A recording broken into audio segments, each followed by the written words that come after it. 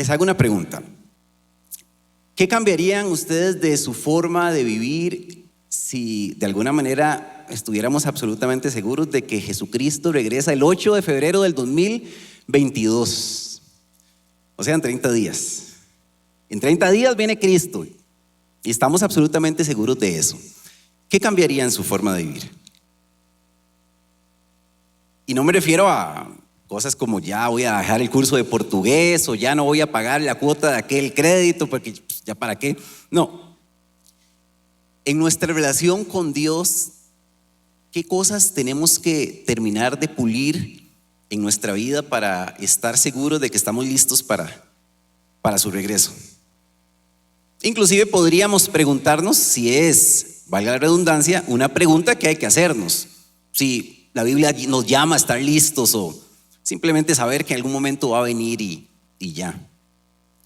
Como decía Silvia, estamos en la serie Odres Nuevos. Un pueblo nuevo fue el mensaje que escuchamos la semana pasada. Y hoy escucharemos el mensaje Un novio nuevo. Yo espero que el título no lo haya confundido y no venga con expectativas diferentes. Hoy venimos a hablar acerca de Cristo, que muchísimas veces tomó esta figura de una de las actividades más celebradas en los tiempos bíblicos, como eran las bodas. Recordarán ustedes que en algún momento le dicen a Jesús: ¿cómo es posible que sus discípulos no ayunan? Los fariseos ayunan, los discípulos de Juan el Bautista ayunan, todo el mundo ayuna y los suyos no. Y dice Jesús: ¿cómo se les ocurre que yo los voy a poner a ayunar si el novio está aquí? Si yo estoy aquí en medio de ellos. Jesús se autoidentificó como el novio, tomó esa figura muchas veces y la incorporó a sus enseñanzas. Y hoy vamos a tomar una de esas enseñanzas en donde él mismo toma la figura de novio para darle introducción al mensaje, para ver qué opina Jesús, a ver si es necesario que nosotros meditemos en qué se requiere de nosotros para estar preparados para el regreso de Cristo. Acompáñenme por favor a Mateo 25. Desde el versículo 1 vamos a leer esta parábola. Muchos la conocen como la parábola de las 10 vírgenes o de las 10 jóvenes solteras. Vamos a tomarle la introducción y durante el desarrollo en ocasiones vamos a llegar a ella también para tratar de extraer enseñanzas alrededor del tema. Dice: el reino de los cielos será entonces como 10 jóvenes solteras que tomaron sus lámparas y salieron a recibir al novio. En aquel tiempo entonces parece que las que hacían esperar eran los novios, no las novias, ¿verdad? Entonces, ¿cómo funcionaba? 10 de las mejores amigas de la novia esperaban al novio con sus lámparas encendidas para llevarlo en un cortejo, en un desfile hacia la casa de la novia y después seguidamente irse al lugar en donde se iba a desarrollar el banquete, la fiesta, que podía ser la casa del novio o la casa de los papás del novio si todavía vivía con sus papás. Pero el caso es que habían damas de honor esperando allí al novio. Dice el 2: 5 de ellas eran insensatas y 5 prudentes. Las insensatas llevaron sus lámparas, pero no se abastecieron de aceite. En cambio, las prudentes llevaron vasijas de aceite junto con sus lámparas. O sea, 5 de estas llevaron las lámparas, que eran como una especie de antorcha, y además llevaron en la otra mano una vasijita con aceite. O sea, llevaba un trabajo mayor. Las otras no quisieron llevar aceite. Dice el 5: y como el novio tardaba en llegar, a todas les dio sueño y se durmieron. A medianoche se oyó un grito: ahí viene el novio, salgan a recibirlo. Entonces todas las jóvenes se despertaron y se pusieron a preparar sus lámparas. Las insensatas dijeron a las prudentes: dennos un poco de su aceite porque nuestras lámparas se están apagando. O sea, ya el novio llegó. Las insensatas, las que no llevaron aceite extra, se dan cuenta de que sus lámparas no están encendiendo. Claro, lo más cómodo es decirle a las otras 5: mira, ustedes trajeron aceite, regálanos un poquito para todas tener. Pero las prudentes dicen: no, jamás. O sea, si les regalamos, se apagan las de ustedes, se apagan las de nosotros y viene el novio y esto está a oscuras. Dice el 9: no, respondieron, porque así no va a alcanzar ni para nosotros ni para ustedes. Es mejor que vayan a los que venden aceite y compren para ustedes mismas. Se fueron a comprar aceite. Dice el 10: pero mientras iban a comprar el aceite llegó el novio. Y las jóvenes que estaban preparadas entraron con él al banquete de bodas y se cerró la puerta. Después llegaron también las otras. En la enseñanza, el texto no dice si consiguieron aceite o no, pero el caso es que llegaron a tocar la puerta en la fiesta. Señor, Señor, suplicaban, ábrenos la puerta. No las conozco. respondió él, el novio desde dentro. Por lo tanto, agregó Jesús, manténganse despiertos porque no saben ni el día ni la hora.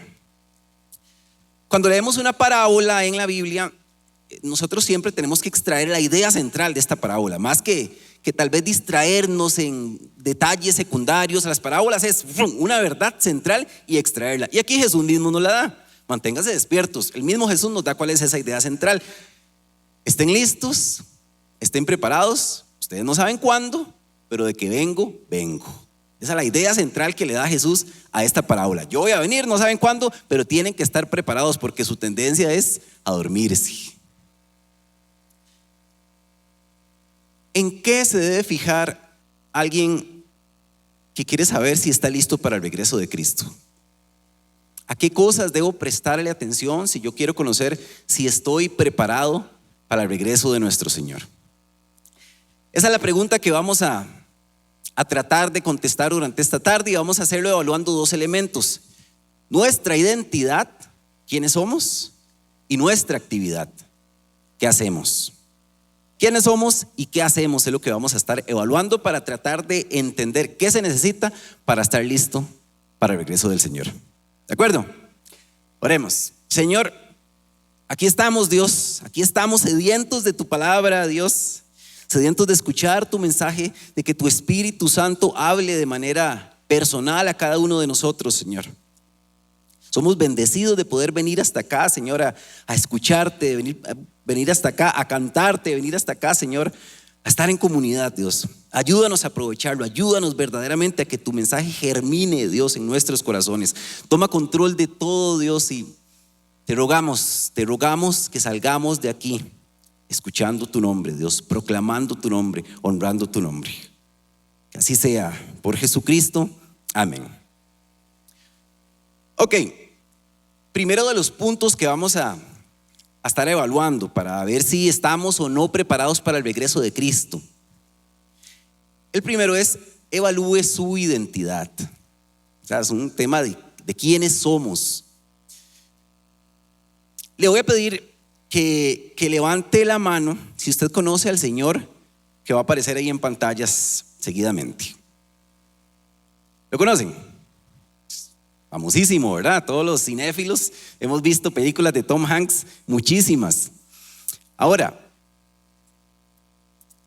imagine que usted está pasando al frente de su casa, al frente de su mansión, y él está haciendo allí su fiesta de cumpleaños. Está celebrando ahí, full fiesta, su celebración de cumpleaños. Levante la mano el que Tom Hanks lo dejaría ingresar a su fiesta de cumpleaños.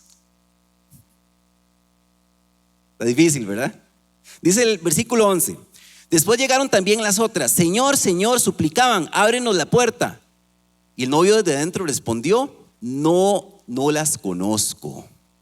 No las conozco. ¿Por qué no entraríamos a la fiesta de Tom Hanks? Porque nosotros sabemos quién es, pero él no nos conoce a nosotros, ¿verdad? Y parece que aquí mismo en la parábola de las jóvenes solteras, el problema por las que no dejaron pasar a las muchachas que llegaron después es porque eran desconocidas para el novio. O sea, es un factor de identidad. Lo que el novio dijo: no entran porque para mí son desconocidas. Ellas me conocen, sí, posiblemente saben quién soy yo, pero para mí son desconocidas. Y no tiene que ver con que Jesús desconocía la identidad de ellas o que no sabía quiénes eran. Evidentemente, por su omnisciencia, Jesús sabe quiénes somos cada uno de nosotros, ¿verdad? El tema es, relacionalmente, ¿nos conoce o no? En un contexto de temática similar, en Lucas 13, Jesús lo plantea de esta manera: tan pronto como el dueño de la casa se haya levantado a cerrar la puerta, ustedes desde afuera se pondrán a golpear la puerta diciendo: Señor, ábrenos. Pero él les contestará: no sé quiénes son ustedes. Otra vez, un problema de identidad. Nuevamente, ¿quiénes somos para Cristo? Es la pregunta que deberíamos de empezar a respondernos para saber si estamos listos para el regreso de Cristo. ¿Nos reconocerá el novio cuando lleguemos nosotros a tocar la puerta? Dirá: sí, claro que sí, lo conozco, me conoce, tengo una relación íntima con él, cercana, todos los días, todas las noches, todas las mañanas me busca, todos los almuerzos me busca. Lo conozco, déjenlo pasar. Todas las damas de honor que leímos en el pasaje tenían la intención de recibir al novio, ¿verdad? Probablemente todas se alistaron, quizás hasta juntas, se maquillaron, se peinaron, se perfumaron, y ahí las 10 iban listas para recibir al novio. Todas tenían las buenas intenciones de recibirlo, pero no todas lo recibieron, y no todas entraron en la fiesta tampoco, porque no eran suficientes las buenas intenciones para poder entrar en esa fiesta. Se necesitaban acciones. Y así es también en el cristianismo. Las buenas intenciones no son suficientes. Es que Dios conoce mi corazón y Él sabe que yo quiero dedicarle tiempo, pero ahorita no. Más adelante, Él sabe que yo soy bueno, pero no estoy como para comprometerme. ¿Para qué ir a la iglesia y leer la Biblia? No. Él sabe quién soy yo. Siempre Jesucristo pasó a todos los que se topó, a todos los que pidió ser sus discípulos, les pidió pasar de la intención a la acción. Sígueme, le dice a Mateo, y Mateo se levanta. Dejen sus redes, le dice a Simón y Andrés, y dejan sus redes y lo siguen. Y a otros en otro momento les dijo, sígueme, y el muchacho le dijo, ¿usted me dejaría ir a despedirme de mi familia primero? ¿Usted me dejaría ir a enterrar a mis muertos primero? Y en la Biblia no se cuenta nada más de ellos, ni el nombre sabemos de ellos, de los que tuvieron buenas intenciones, pero que no pasaron a la acción. Le voy a pedir que con mucha calma, porque estamos en un lugar seguro, escuche el siguiente sonido.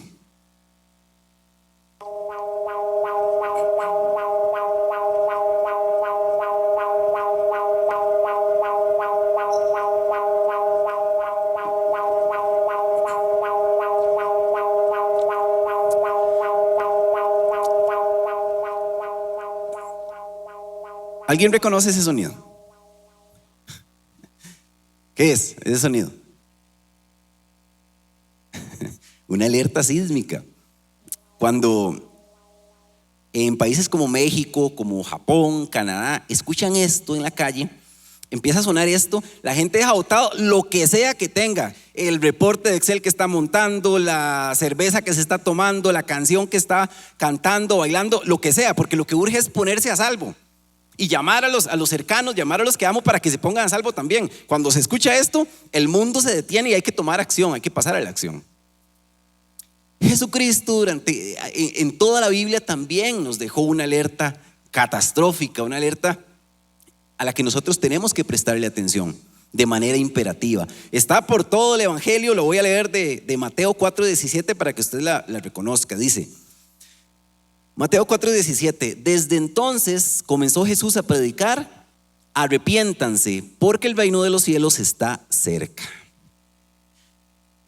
El sentido de emergencia que yo debo de tener cuando escucho, cuando leo algo como esto, tiene que ser infinitamente mayor a cualquier alerta catastrófica que escuchemos, porque aquí no está en juego únicamente mi integridad física ni de los que amo, sino su eternidad. Es un problema cuando escuchamos o leemos un texto como estos y decimos, no, voy a seguir haciendo el reporte, voy a seguir haciendo mi plan, voy a seguir haciendo mis.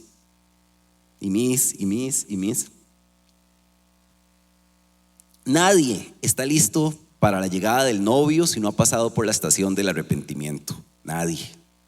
No importa los años que tengamos de asistir a una iglesia, no importa la cantidad de buenas obras que yo derrocho, no importa la buena persona que soy, buen esposo, buen padre. Si yo no he pasado por la estación del arrepentimiento, lo que voy a escuchar cuando llegue a tocar la puerta es: no lo conozco, no puede pasar. Ahora, cuando escuchamos una palabra como estas, arrepentimiento, ¿qué se nos viene a la cabeza? ¿Qué entendemos cuando hablamos de arrepentimiento? Porque podemos pensar que es algo, muy místico, que le pasa a algunos como por obra de magia, pero no sé, de alguna manera, de alguna forma a mí no me ha llegado a pasar. ¿Qué será esto de arrepentimiento? El arrepentimiento no es nada místico ni extraño. El cristianismo, así como lo es Jesucristo, es absolutamente práctico. Por lo tanto, si nos exige arrepentirnos, quiere decir que el arrepentimiento también tiene que estar en la práctica más que en la teoría. En esencia, el arrepentimiento, cuando hablamos de arrepentimiento, estamos hablando de un cambio. Y esta famosa palabra que es metanoia, su voz griega, implica que es un cambio de mentalidad. Yo iba para acá, yo pienso para acá, pero ahora pienso hacia allá. Cambio de manera de pensar, un cambio de chip es el arrepentimiento. Es un cambio, siempre vincule arrepentimiento con cambio. A partir de la fe en Jesucristo, yo cambia mi perspectiva, mi visión, mi pensamiento sobre mí, sobre Dios, sobre Jesucristo y sobre el pecado.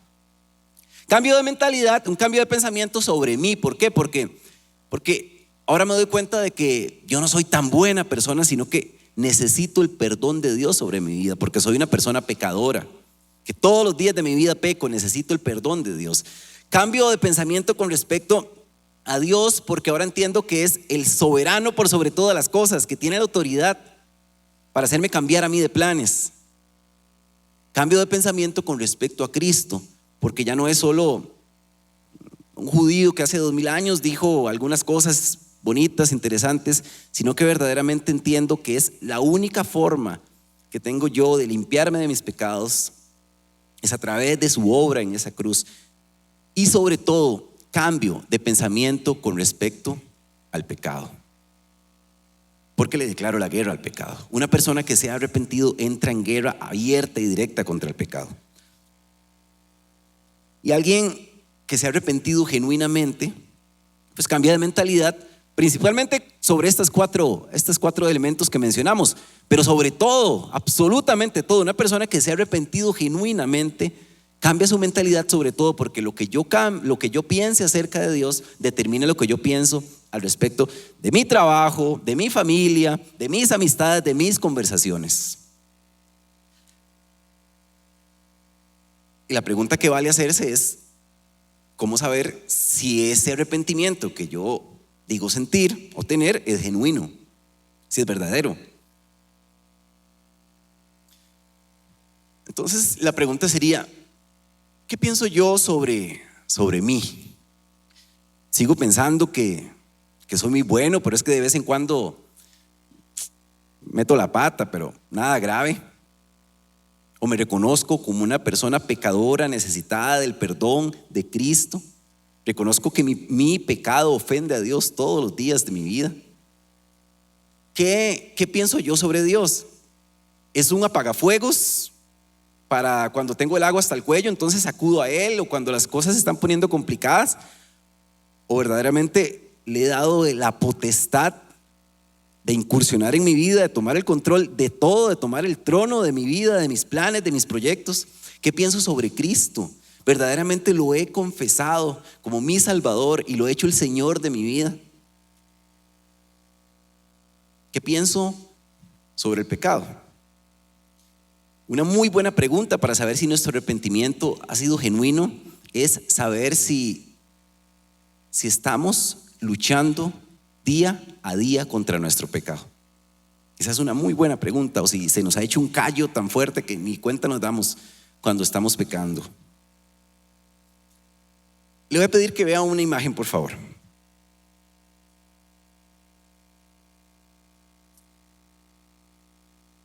Si a alguien se le regalaron en el amigo secreto de diciembre, úselas todo lo que quiera, pero no vaya a pedir garantía, porque no creo que lo atiendan.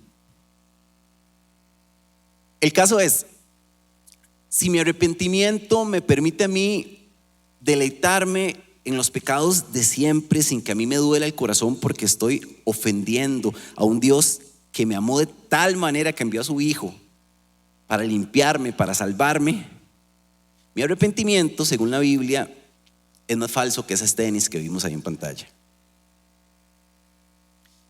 Dice Mateo 3:8: produzcan frutos que demuestren arrepentimiento. El arrepentimiento siempre lleva frutos que vienen de un cambio. El arrepentimiento se demuestra con hechos originados de una nueva manera de pensar, porque una persona que piensa diferente evidentemente actúa diferente, ¿verdad? Es Zaqueo que le dice a Jesús: Jesús, si yo defraudé a alguien, 4 veces le voy a devolver lo que le quité. Eso es arrepentimiento, es acciones que vienen de una nueva manera de pensar. Si queremos estar preparados para la llegada del novio, el arrepentimiento es el boleto de entrada a la fiesta, el boleto seguro a la fiesta del novio. Pedirle perdón a Dios, pedirle perdón a Cristo por nuestros pecados, confesarlo nuestro Señor, nuestro Salvador, y verdaderamente entregarle el mando de nuestra vida.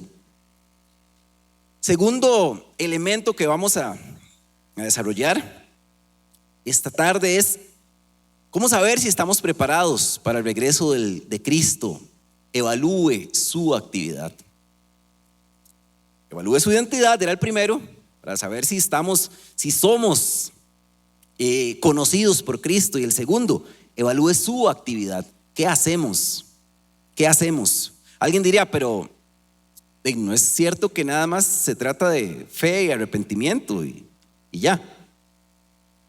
¿Es cierto? Es cierto en términos de salvación. Pero en términos de misión, Cristo nos dejó a usted y a mí haciendo algo. Cristo nos dejó a usted y a mí con una tarea que cumplir. No nos dejó ahí en la mecedora rascándonos el ombligo, ¿verdad? Lucas 12, versículo 43. Dichoso el siervo cuyo señor al regresar lo encuentra cumpliendo con su deber. O sea, el Señor va a regresar a hacer cuentas con cada uno de nosotros y nos va a preguntar si estuvimos o no cumpliendo con nuestro deber. ¿Qué espera entonces Cristo de alguien que ya le confesó como su Señor, como su Salvador, que ya se ha arrepentido y lo hizo Señor de su vida? ¿Qué espera que estemos haciendo?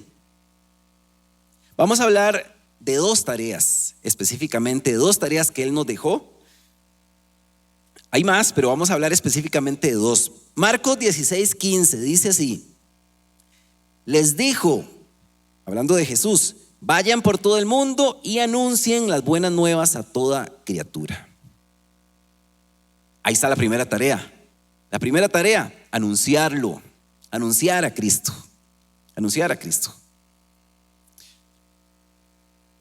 ¿Usted tenía idea de que Dios lo amaba como lo ama? Antes de que alguien llegara a hablarle a usted de Cristo, ¿usted se imaginaba la forma en que era amado por Dios? Yo lo ignoraba, porque no tenía la mínima idea de que era tan amado por Dios. No lo sabía. Y así andan miles, millones de personas en el mundo que no saben la forma en que Dios lo ama.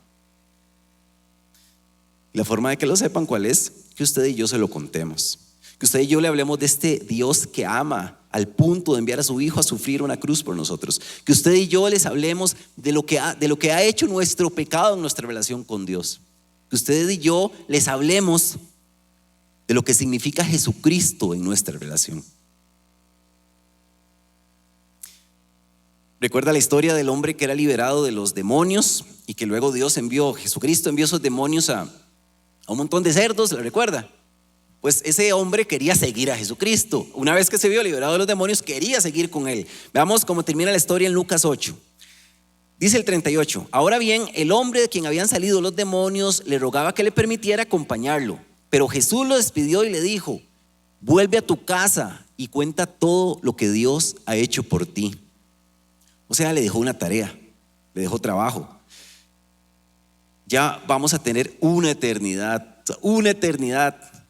miles de millones de años para disfrutar de la presencia eterna de Cristo con nosotros. Hoy, aquí en la tierra y donde estemos, nos toca contarle a los demás qué es lo que Cristo ha hecho con nosotros. No podemos brincarnos esa tarea, no podemos brincarnos ese paso.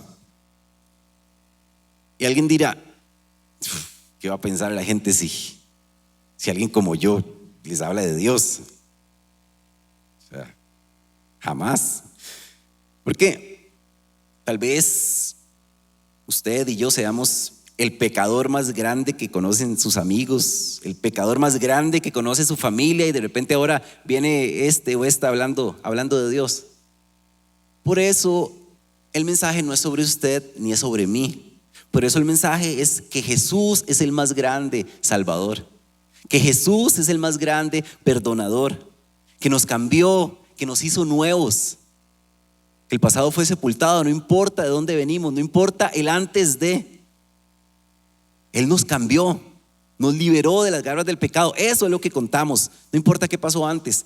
Ahora somos hombres y mujeres nuevas, liberados de los demonios también, porque Cristo nos tocó, porque Cristo tuvo misericordia de nosotros.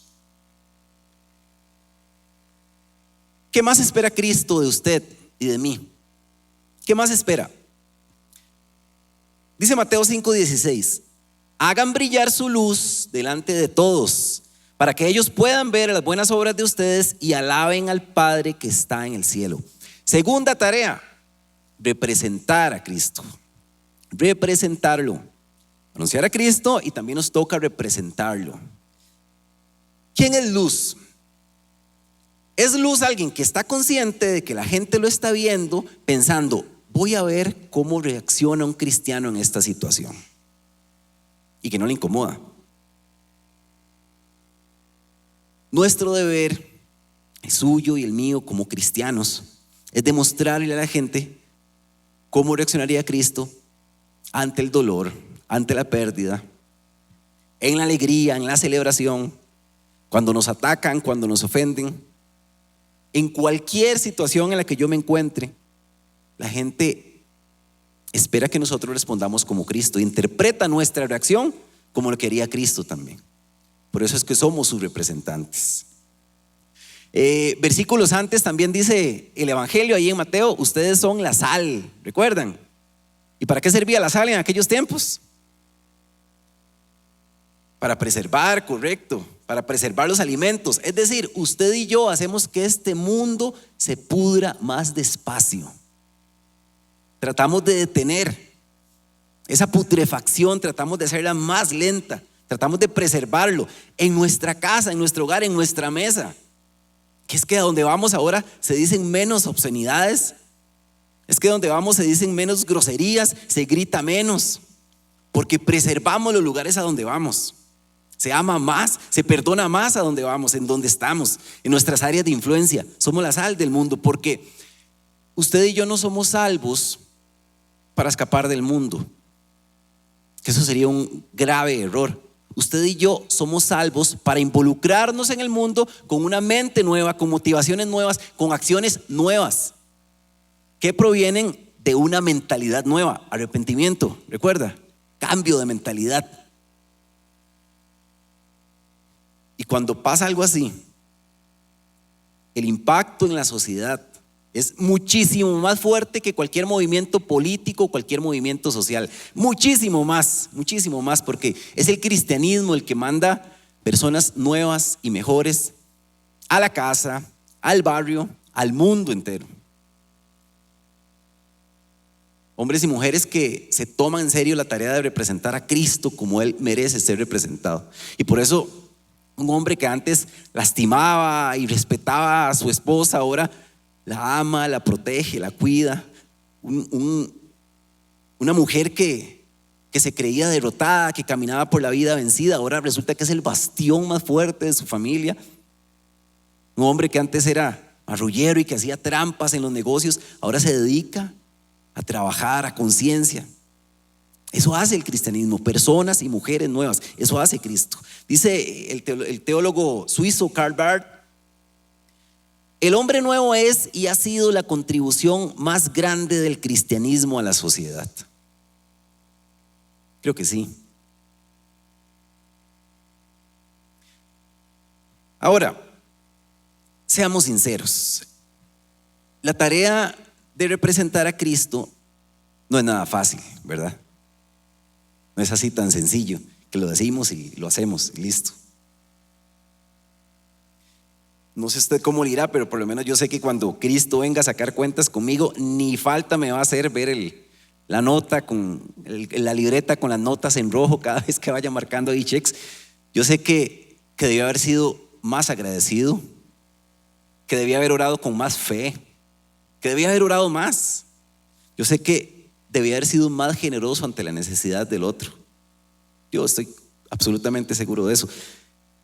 Sé que tendré que reconocer que hubo pecados que me siguieron derrotando constantemente. Tonterías como ¿Han visto El Patrón del Mal todos? Adivinen con quién voy yo cuando veo El Patrón del Mal y me meto en la trama. Yo no voy con la policía. Yo casi que quiero agarrar el teléfono y decirle: ya lo van a atrapar, escápese. Tonterías como esas y cosas tan pesadas como callarme el evangelio delante de gente que amo por pura vanidad o por vergüenza. Yo sé que Jesús, voy a tener que rendir cuentas delante de Él por cosas así. Por eso necesito a Jesús todos los días de mi vida, porque naturalmente yo escojo el mal, naturalmente escojo el pecado. Pero verdaderamente lucho para que el día de su regreso Jesucristo encuentre a un mejor David, de aquel que un día rescató de la basura y de la suciedad. Un David que lucha contra el pecado, verdaderamente que trata de luchar contra el pecado, aunque no pocas veces sale derrotado y termina diciendo: ¿cómo cuesta esto de ser cristiano? ¿Le pasa a alguno? ¿Me pasa nada más a mí esto? Sentir que a veces no es el cristiano que uno debería ser, y uno vuelve a ver a otro y dice: wow, es que este está a otro nivel. Le voy a leer un pasaje que me ha servido de consuelo en momentos como ese. Apocalipsis 2. Estas son palabras de Jesús a la iglesia de Tiatira. Se lo leo de la Nueva Traducción Viviente. Dice: yo sé todo lo que haces. He visto tu amor, tu fe, tu servicio, tu paciencia y perseverancia. Y veo tu constante mejoría en todas estas cosas. Qué hermoso, ¿verdad? Saber que Jesús no es un Dios que anda ahí con una libreta deseando que hagamos cosas malas para apuntarlas. No. Cristo no es indiferente a los pequeños pasos que usted y yo damos para honrarle, que tal vez algunos lo verán pequeño y para nosotros ha sido toda una lucha. Es que empezó a leer la Biblia, es que está luchando para gritar menos, está luchando para perdonar a quien que le ha costado tanto. Jesucristo ve todo esto y aplaude y lo reconoce, porque Él estuvo en nuestras carnes, Él fue humano también y sabe lo difícil que es. Por eso Él aplaude todos estos esfuerzos. Pero vale también preguntarnos cómo hacer para volvernos más eficientes, porque Jesús lo merece. Jesús merece ser representado de la mejor manera. ¿Cómo hacer para ser más efectivos en esta tarea de representarlo? En el grupo de oración asistiendo al grupo de oración de las 5 de la mañana, de estos amigos míos valientes de los miércoles a las 5, uno de ellos, José Barbosa, él me hablaba de una ilustración del carro destramado. ¿Alguno ha manejado un carro destramado? ¿Qué pasa cuando uno suelta el volante? Va para el caño, ¿verdad? Entonces me decía José: es que a mí me pasa que cuando yo me suelto de Jesús, me voy para el caño, inmediatamente me voy para el barranco. Y efectivamente así es. En el momento en que nos soltamos un poquito de Jesús, al barranco. Y a mí se me quedó grabado esto. Por eso, en la tarea de representar a Cristo, nuestros esfuerzos por ser mejores cristianos son menos importantes que nuestros esfuerzos por tener una relación íntima con Cristo. Voy de nuevo: nuestros esfuerzos por ser mejores cristianos son menos importantes que nuestros esfuerzos por tener una relación íntima con Cristo. El resumen de la frase sería la siguiente, que verá usted ahí en pantalla: los esfuerzos personales son menos importantes que la intimidad con Cristo. No podremos nunca representar a Cristo dignamente si no nos empapamos de Cristo, si no nos dejamos abrazar por Cristo, si no abrazamos nosotros a Cristo, si no somos conocidos por Cristo. El problema es cuando vamos a tratar de representar a Cristo, de cumplir esta tarea, equipados de la siguiente manera que verá en este gráfico. Tal vez alguien se sienta familiarizado, yo sí. ¿Se ha sentido así alguna vez en su vida? Luchando contra el pecado, contra la corriente así. Yo trato, yo hago, yo me esfuerzo, Y cuando hacemos revisión de nuestra relación con Cristo, resulta que en toda la semana tal vez 2 veces quizás por ahí lo busqué. Necesitamos cultivar nuestra relación con Cristo, verdaderamente cultivarnos con Él, conocer quién es, conocer qué hizo, que Él nos llene. Dice una vez Jesucristo, lo decía en el Evangelio, porque del corazón salen los malos pensamientos, los homicidios, los adulterios, recuerda. Y el amor de Cristo es lo único capaz de restarle fuerza a los malos deseos del corazón. El amor de Cristo es lo único capaz de reprogramar nuestros corazones. El apóstol Pablo lo decía de esta manera, Efesios 3. Y pido que arraigados y cimentados en amor puedan comprender cuán ancho y largo, alto y profundo es el amor de Cristo. En fin, que conozcan ese amor que sobrepasa nuestro conocimiento, para que sean llenos de la plenitud de Dios. ¿Qué es lo que está diciendo aquí Pablo? Pablo está diciendo que cuando alguien conoce la forma en que Jesucristo lo ama, es que el amor de Cristo es tan grande. Pablo dice que cuando alguien conoce la forma en que es amado por Jesús, Dios lo empieza a llenar por dentro, a través de su Espíritu Santo lo empieza a llenar por dentro y empieza a raspar y a raspar y a raspar la suciedad de nuestra vida y de nuestro corazón. Y entonces el nuevo hombre, la nueva mujer brilla con más fuerza. ¿Por qué? Porque el corazón ha sido reprogramado. ¿Quieres ser cristiano? Corra a Cristo. ¿Quieres ser un mejor cristiano? Corra a Cristo. Siempre se trata de Cristo, siempre se ha tratado de Cristo, no de nosotros, siempre se trata de Cristo. Él es el motivo de lo que somos y Él es el motor de lo que hacemos. ¿Quién está listo para el regreso del novio? Aquel que reconoció que ese carpintero judío también era el Hijo de Dios y que desde esa cruz gritó: el que cree en mí, ese es el que está listo. Ese es el que está listo y que hoy obra en la vida de hombres y mujeres que quizás sin ellos saberlo le están demostrando al mundo que hay una nueva forma de vivir, que hay una forma diferente de ser papá, de ser mamá, de ser esposo, jefe, empleado. Y aunque seamos cristianos que nunca estemos a la altura, estamos en manos de un Dios que sí lo está, y que con clavos en esas manos y que con espinas en su frente compró mi entrada a la fiesta. Que el Señor verdaderamente nos abra sus ojos a esta verdad maravillosa y que podamos entregarle nuestro tiempo, nuestro corazón, nuestra vida, y que mañana cuando lleguemos a tocar la puerta, desde adentro lo escuchemos responder: claro que lo conozco, claro que la conozco, déjenla pasar a la fiesta. Le voy a pedir que se ponga de pie, por favor. Señor, gracias, Dios. Gracias por tu obra, Dios. Se trata de ti, nada más de ti, Señor. Eres el centro de todo lo que hacemos. Eres el centro de todo en lo que creemos, Señor. Ayúdanos, Señor, a bajarnos de ese pedestal si es que hemos estado allí durante ya mucho tiempo, Señor. Ayúdanos a ponerte allí donde debes estar, Dios. Que este 2022 verdaderamente nuestra vida gire en torno a ti, Señor. Tu iglesia, Dios, tu iglesia te clama, te adora, te alaba, Señor. Y hoy, Señor, te agradecemos tu obra en esa cruz. Gracias, Dios, por limpiarnos de nuestros pecados, Dios.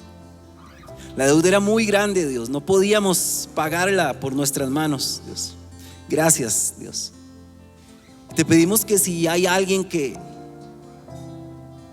hoy siente que no le conoces, Señor, que no tiene una relación contigo, dale sabiduría y humildad en su corazón, Señor, para que desde un corazón arrepentido pueda decirte: perdóname, Dios. Perdóname porque hasta hoy he caminado por mis fuerzas. No entendía cuánto te había ofendido, Señor. Perdóname, Dios. Límpiame de mis pecados, Señor. Conviértete en el Señor soberano de mi vida. Que tú seas el centro de hoy en adelante y para siempre, Señor. Y te pido también, Señor, que si hay alguien que tiene tiempo de tener una relación contigo, que revitalices, Señor, el fuego que encendiste en él para que te adore, te alabe, te proclame, te represente, te anuncie con todas las fuerzas que pueda hacerlo, Señor, para que alguien más, a través de su testimonio, de su predicación, pueda ponerse a cuentas contigo, Señor, celebrarte y ponerte ahí en el centro, en el único lugar en donde debes estar, Señor. Que así sea, por tu nombre poderoso lo rogamos. Amén y amén. Gracias, que Dios les bendiga.